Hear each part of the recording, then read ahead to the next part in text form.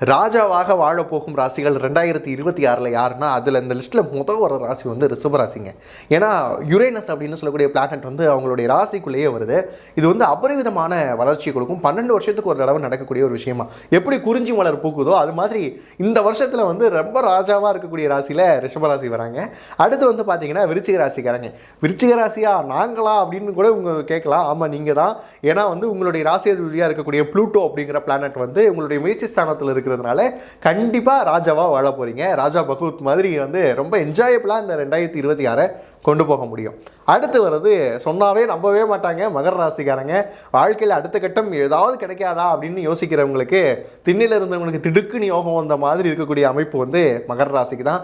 இது நாள் வரைக்கும் இருக்கக்கூடிய வழிகள் வேதனைகள் எல்லாமே மறைஞ்சு சோதனைகள் எல்லாம் சாதனைகளாக மாறி ஒரு ராஜா மாதிரியான ஒரு வாழ்க்கையை நீங்கள் எதெல்லாம் கனவு கண்டீங்களோ வாழக்கூடிய அமைப்பில் இருக்கிறது மகர ராசி. மொத்தம் பார்த்தீங்கன்னா